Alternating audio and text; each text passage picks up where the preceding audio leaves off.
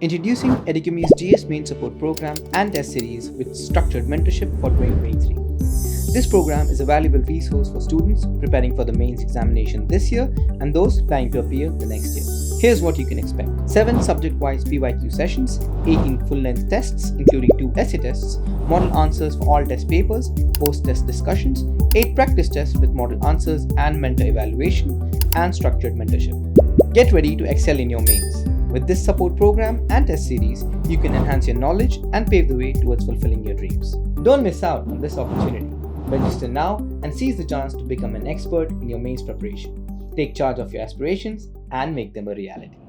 You are appointed as an officer heading the section in Environmental Pollution Control Board to ensure compliance and its follow-up. In that region, there were large number of small and medium industries which had been granted clearance. You learned that these industries provide employment to many migrant workers. Now, most of the industrial units have got environmental clearance certificate in their possession. The environment clearance seek to curb industries and projects that supposedly hamper environment and living species in the region. But in practice, most of these units remain to be polluting units in several ways like air, water and soil pollution. As such, local people encountered persistent health problems. आपको बहुत कुछ समझ में आ रहा होगा, पहले हम लोग पूरा पढ़ लेते हैं फिर डिस्कस करेंगे. It was confirmed that majority of the industries were violating environmental compliance. You issued notice to all the industrial units to apply for fresh environmental clearance certificate from the competent authority. However, your action met with hostile response from a section of the industrial units, other vested interest persons and a section of local politicians. Now, the workers also became hostile to you as they felt that your action would lead to the closure of these industrial units and resultant unemployment will lead to insecurity, uncertainty in their livelihood. Many owners of the industries approached you with the plea that you should not initiate harsh action as it would compel them, their units and cause huge financial loss, shortages of their product in the market. These would obviously add to the sufferings of the laborers and the consumers alike. The labor union also sent you representation requesting against the closure of the units. You simultaneously started receiving threats from unknown corners. You, however, received support from some of your colleagues who advised you to act freely to ensure environmental compliance. Local NGOs also came to your support and they demanded the closure of the polluting units immediately. हमने पढ़ लिया. Now this case study is obviously given in English. हम लोग इसको थोड़ा सा हिंदी में भी डिस्कस कर लेते हैं. बहुत सिंपल सा केस स्टडी है कि you are an officer of EPCB, environmental pollution control board. किसी भी रीजन में आपका एक पोस्टिंग किया गया है और उस रीजन में there are lot of small and medium industries जो कि वर्क करते हैं और वो बहुत सारे माइग्रेंट वर्कर्स को एम्प्लॉयमेंट प्रोवाइड करते हैं. ठीक है, तो they are basically contributing to the economy और वहां पर बहुत ज्यादा एम्प्लॉयमेंट क्रिएशन भी है. बट यहां पर क्या है कि इन इंडस्ट्रीज के पास they have environmental clearance certificate in their possession, लेकिन still they do not follow the environmental norms, जिसके वजह से इनके जो यूनिट्स हैं वो काफी ज्यादा पॉल्यूटिंग है और इस रीजन में काफी ज्यादा पॉल्यूशन कर रहे हैं एयर, वाटर एंड सॉइल का. नाउ यहाँ पर जो लोकल रेसिडेंट्स हैं उनको काफी हेल्थ प्रॉब्लम्स हो रहा होगा, ऑब्वियसली हो रहा होगा, क्योंकि अगर पॉल्यूशन हो रहा है तो अगर वाटर कंटामिनेट हो जाता है या फिर सॉइल कंटामिनेट हो जाता है तो उनको काफी परेशानी आ रही होगी, तो उनको हेल्थ प्रॉब्लम आ रहा है. आपके पोस्टिंग के बाद आपने ये सोचा कि अब आपको इसमें जो है एक्शन लेना चाहिए. आपने एक नोटिस जारी किया कि आप जो है इसको सारे इंडस्ट्रियल यूनिट्स को कि आप फ्रेश इन्वायरमेंटल क्लियरेंस सर्टिफिकेट लीजिए और वो तभी मिलेगा जब आप सारे पैरामीटर्स को मैच करेंगे. तो नाउ इसी बीच में बहुत सारा जो है इसके अगेंस्ट, आपके अगेंस्ट जो है बहुत सारे वहाँ पे जो लोकल इंडस्ट्रियलिस्ट यूनिट्स हैं, जो वर्कर्स एसोसिएशन हैं, इवन जो पॉलिटिशियंस हैं वो आपके अगेंस्ट हो जाते हैं, क्योंकि इसमें माना जाता है कि these are the source of livelihoods of lot of people. और अगर ये यूनिट्स बंद होते हैं या नॉन प्रॉफिटेबल होते हैं तो काफी ज्यादा एम्प्लॉयमेंट लॉस होगा. But at the same time आपको काफी ज्यादा सपोर्ट मिला है. You get support from your colleagues, but you have got support from local NGOs. All local residents का भी सपोर्ट है आपको कि इन्वायरमेंट के अगेंस्ट जो ये काम कर रहे हैं यूनिट्स, इसको बंद करना चाहिए. तो अब ये सिचुएशन ऐसा है, आपको रफली पता चल गया है कि अब इस पे बेस्ड आपसे कुछ क्वेश्चंस पूछे जाएंगे और यू हैव टू अंडरस्टैंड. देखिए यहाँ पर क्या होता है, understanding a case study is very important और आपको पता है this is somewhere related to reading newspapers. ठीक है, अगर आपने न्यूज़पेपर अच्छे से पढ़ा है, अगर आप किसी आर्टिकल को पढ़ के बहुत अच्छे से समझ पाते हैं, even if you see the questions in CSAT in English comprehension, तो वहां पर भी आपको कुछ ऐसा ही एक कॉम्प्रिहेंशन, एक पैराग्राफ दिया रहता है. तो आपको अंडरस्टैंडिंग आपका बहुत अच्छा होना चाहिए, बिकॉज इस केस स्टडी को समझने में आपको ज़्यादा टाइम नहीं लगाना है, because you have to answer the questions. ये जो भी टाइम आपका इसको पढ़ने में जा रहा है उसको मिनिमाइज करिए, उसको आप जितना ज़्यादा केस स्टडी प्रैक्टिस करेंगे, जितना ज़्यादा आप केस स्टडीज़ पढ़ेंगे, डेफिनेटली आपका रीडिंग भी इंप्रूव होगा और आपका अंडरस्टैंडिंग भी इंप्रूव होगा। तो इसी सब चीज़ों को लेकर हमने ये सीरीज लाया है, जिसमें we will solve in some days after some, मतलब कुछ कुछ गैप पर we will solve some case studies also along with our mains answer writing program. लेकिन यहाँ पर आपको क्या करना है कि आपको खुद से भी you can practice PYQs of case study. सबसे बेस्ट है कि आप प्रीवियस ईयर क्वेश्चन देखें, वहां पर केस स्टडी पढ़िए and you can frame answers. चलिए देखते हैं क्वेश्चन। यहाँ पर क्वेश्चन क्या पूछा गया है, what are the options available to you under the given situation. First question ये है। The second question is critically examine the options listed by you. What type of mechanism would you suggest to ensure environmental compliance? And D is what are the ethical dilemmas you faced in exercising your option? Now we already solved a case study और हमने discuss किया था उसमें कि case study में आपको अगर maximum marks fetch करना है तो इसके लिए कुछ चीज़ों पर आपको फोकस करना पड़ेगा। किस चीज़ पर फोकस करना पड़ेगा कि जब भी आपको एक केस स्टडी मिलता है तो आप उसको बहुत अच्छे से समझें, और जब भी आपसे कोई क्वेश्चन पूछा जाता है तो उसको आप बहुत डिटेल में आंसर करें। डिटेल में आंसर करने का मतलब क्या हुआ कि आप every angle, every possible situation, every possible action, course of action को पहले आप कंसिडर करिए कि ये भी हो सकता है, ये भी हो सकता है। जरूरी नहीं है कि आप डिसीजन ले लें, आप सिर्फ सजेस्ट कर रहे हैं, यू आर सजेस्टिंग कि ये डिफरेंट ऑप्शंस मेरे पास है। और उसके बाद आपको ये भी पूछा जा सकता है, तो आपको ये करना है कि अगर ऐसा होता है तो मैं इस कोर्स को फॉलो करूंगा। और उसके बाद आपको उसके बाद जो है रेलेवेंट एग्जांपल्स देना है और आपको सपोर्टिंग पॉइंट्स देना है कि आप किसी पाथ को क्यों फॉलो करेंगे।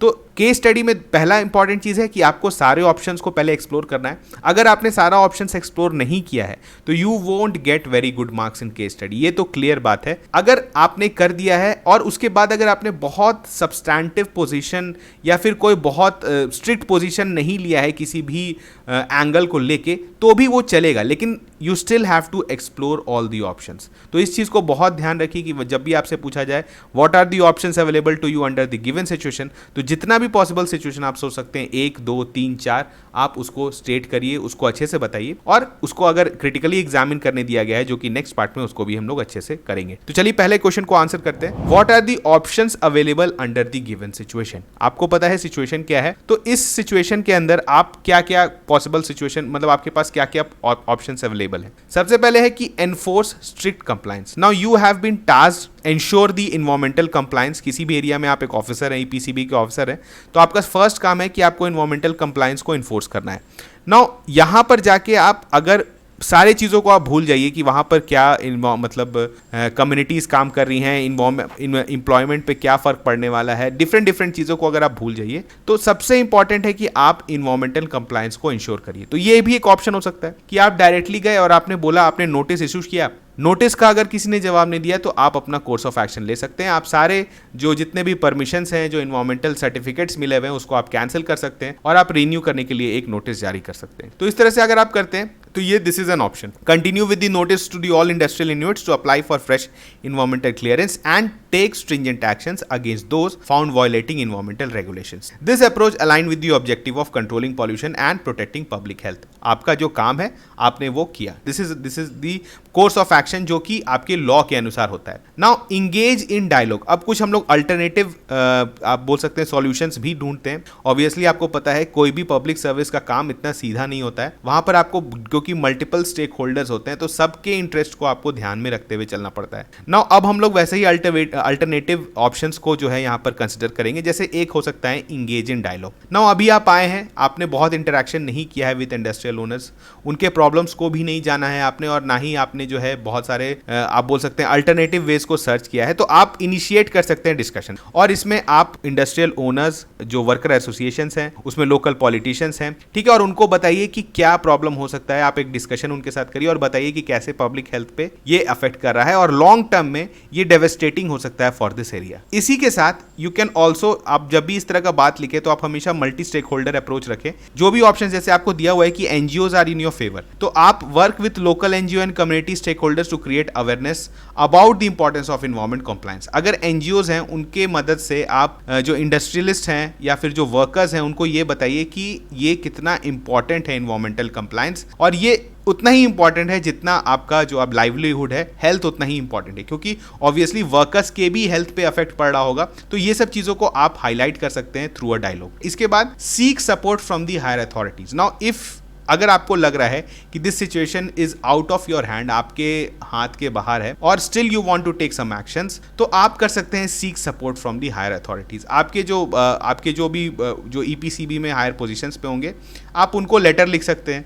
आप बता सकते हैं कि कैसे यहाँ पर जो है आपको काम करने नहीं दिया जा रहा है, या फिर बहुत सारे जो हिंड्रेंसेज आ रहे हैं, तो आपको कैसे फर्दर अप्रोच करना चाहिए। तो इस केस में आप सीक कर सकते हैं हायर अथॉरिटी से कुछ सपोर्ट, ठीक है। और हो सकता है कि वो सपोर्ट भी करें, जिसको हम लोग आगे एक्सप्लोर करेंगे। Now the last thing that you can do is implement gradual measures. अब यहाँ पर क्या है कि आपने आके बोल दिया कि ये सारे इन्वायरमेंटल नॉर्म्स होने चाहिए, लेकिन आपको पता है कि इंडस्ट्रीज आर वेरी ओल्ड और वो बहुत पुराने इक्विपमेंट्स यूज़ कर रहे हैं, तो इसको तुरंत से एकदम से अगर ट्रांसफॉर्म करने के लिए बहुत ज़्यादा कॉस्ट लगेगा, और उस केस में डिसरप्शंस भी बहुत होंगे। तो इस केस में अगर आप ग्रेजुअल मेजर इंप्लीमेंट करते हैं, जैसे फेज्ड अप्रोचेस रखते हैं, कुछ एरिया के पहले इंडस्ट्री जो कि सबसे पुराने मशीन्स यूज़ कर रहे हैं, उनको आप बोल सकते हैं कि आप सबसे पहले फेज आउट करें, और फिर आप वैसे इंडस्ट्रीज को बोल सकते हैं जो रिलेटिवली न्यूअर इक्विपमेंट्स यूज़ कर रहे हैं, लेकिन वो एनवायरमेंट कंप्लाइंट नहीं है। तो यहाँ पर आप इस तरह से अगर ग्रेजुअल फेज आउट करते हैं सारे मशीन्स को और इंडस्ट्रीज को, तो यहाँ पर हो सकता है कि उनको भी टाइम मिले, एम्प्लॉयमेंट लॉस भी नहीं हो,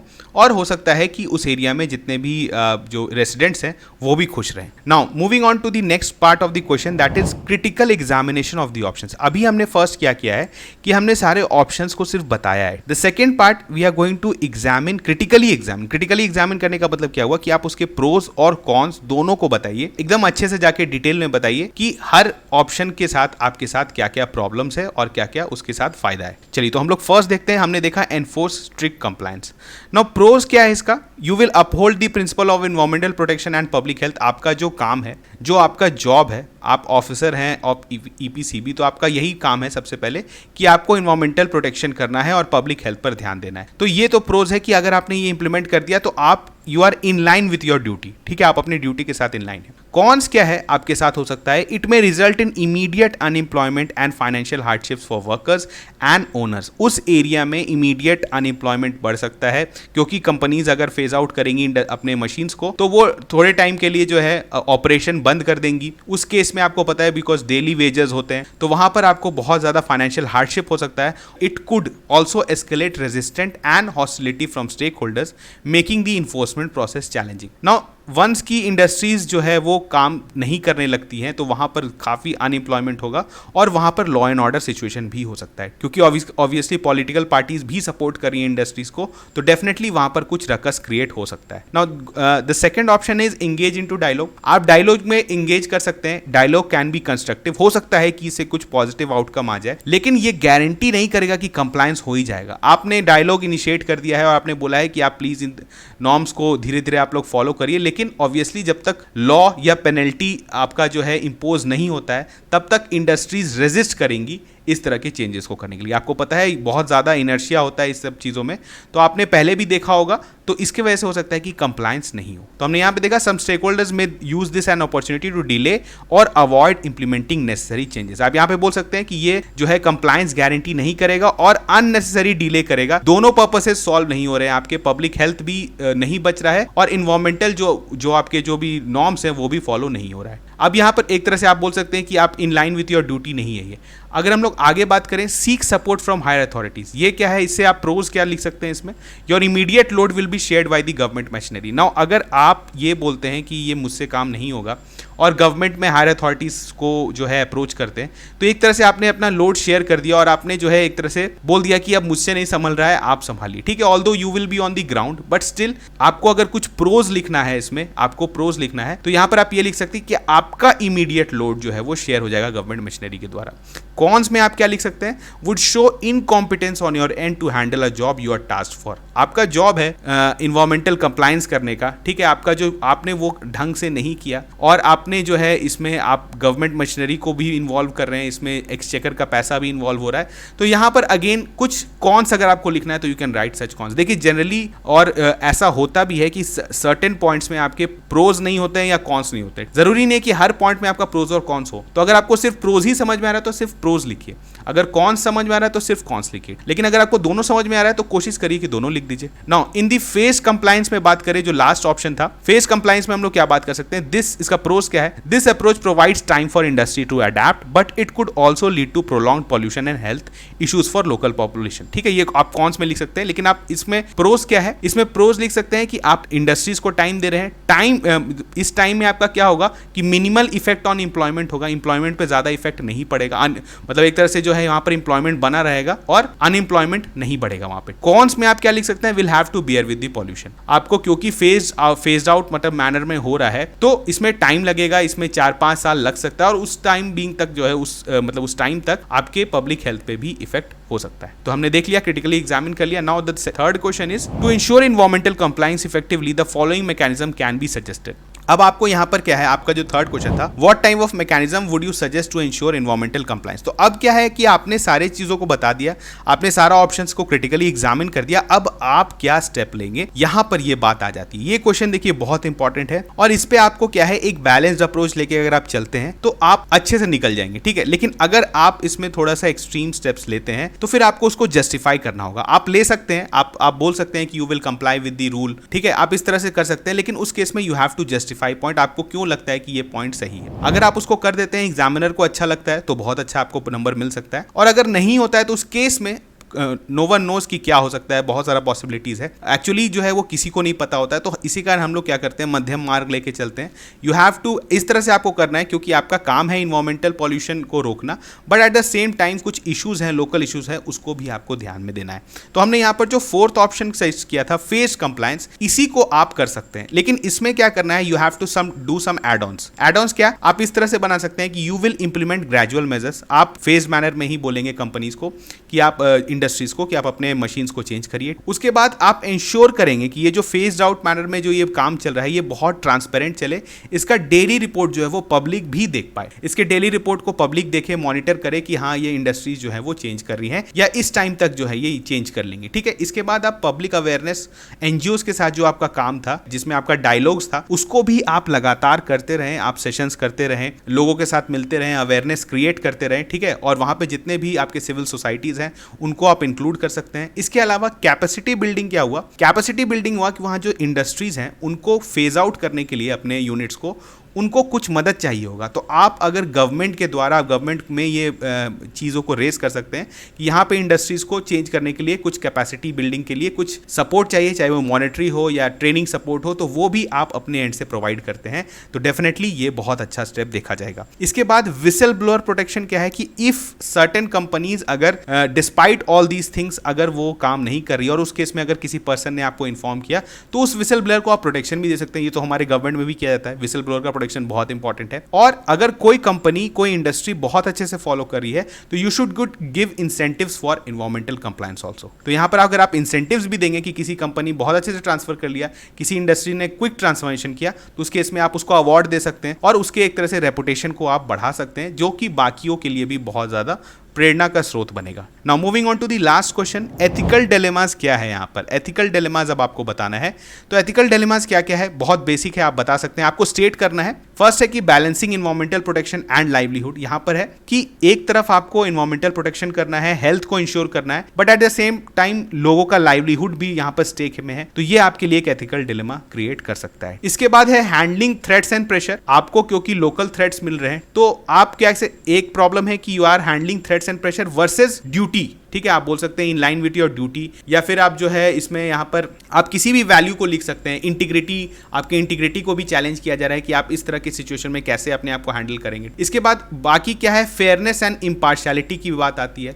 तो यहाँ पर भी ये भी आपका एक एथिकल डिलेमा हो सकता है। और इंटीग्रिटी वर्सेस कॉम्प्रोमाइज, देखिए we have given a few examples, लेकिन एथिकल डिलेमास की जब भी आपको बात आती है ना, तो यहाँ पर आपको क्या करना है कि आपको कुछ वैल्यूज और कुछ एथिक एंड मोरालिटी को आपको याद रखना है। ठीक ठीक है, जैसे अगर आप बोल सकते हैं कि for example if it is related to your job से रिलेटेड क्या क्या एथिकलिटी हो सकती है, आप बताइए। आप जॉब से प्रोफेशनलिज्म हो सकता है, तो आप प्रोफेशनलिज्म को यहाँ पर कोट कर सकते हैं कि अगर आप अपने जॉब को नहीं करते हैं तो you are not in line with your professionalism value. तो आप इस तरह से आप कोट कर दिए। तो अगर आपने 2-3 एथिकल डिलेमास बता दिया तो यहाँ पर काफ़ी ज़्यादा हो जाएगा, और उसको आप थोड़े से अच्छे से एक्सप्लेन कर दें, ठीक है, एग्जाम्पल से आप एक्सप्लेन कर दें, तो ये आपका जो ये वाला सेक्शन है आप इसको अच्छे से एड्रेस कर दिया। नाउ अब हमने इतने इसको डिटेल में डिस्कस किया because we are discussing the model answer, but exam situation में आपको पता है ये सब काम आपको बहुत जल्दी जल्दी करना पड़ेगा। तो even if you do around 70 to 80% what we discuss today, you will get very good marks. लेकिन ये तभी होगा कि इवन इफ यू, मतलब ये जो 70-80% भी आप एग्जाम में तभी कर पाएंगे when you have solved a lot of case studies. अगर आपने बहुत प्रैक्टिस किया है, आपने अच्छे से सारे सिचुएशन को देखा है, आपको वैल्यूज पता है, आपको एथिक्स में, और जो आप बोल सकते हैं एथिक्स का एक